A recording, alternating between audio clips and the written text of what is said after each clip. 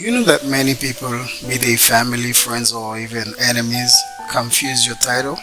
Of course they do.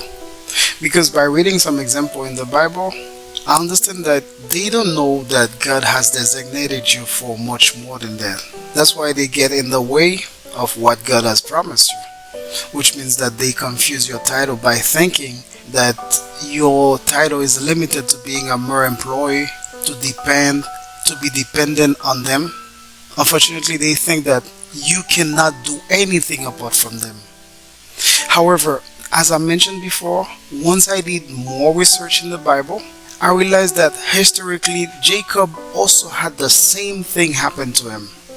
If you read the Bible, you will remember that Jacob was in his uncle Laban's or his father-in-law's house. And so now, when he proposed to his father-in-law that he wanted to move out and also start his own family, the father-in-law didn't quite agree. He still wanted him to stay there as his employee. That's why now, by the favor and the grace of God, I got a clear understanding that there might also be people in my life, and yours as well, who are trying to suppress us. Just because they want you only to be an employee, they don't want to see you rising. But as Jesus said, Father, forgive them, for they know not what they do.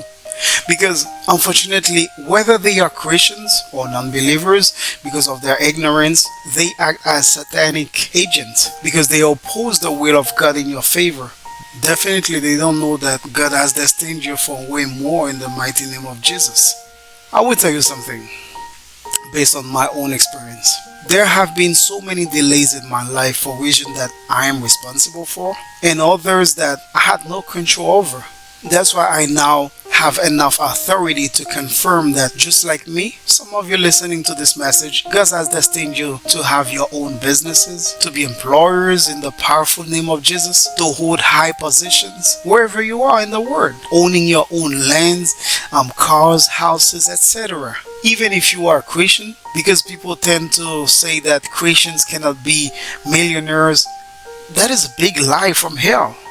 I know that I will be misunderstood for speaking of abundance, but I'm sorry, because I believe that for a reason the Lord allowed me to know wealth and also to fall into total poverty in order to understand the value of knowing how to manage myself better. So with authority, I repeat that I rebuke poverty in the name of Jesus.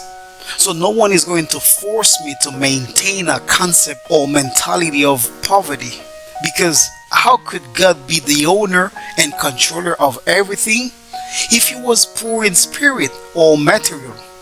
And how are you and I going to manage God's creation if we are limited spiritually? That's mean in wisdom, time, and talent, or materially, let's say in economy, treasure, or the position that God allows us to manage.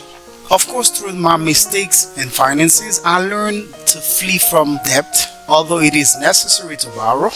But thank God I understood earlier that there must be good lending practices, because it is bad management and absolute folly for a person, a family, or even a country to borrow to cover expenses that far exceed income.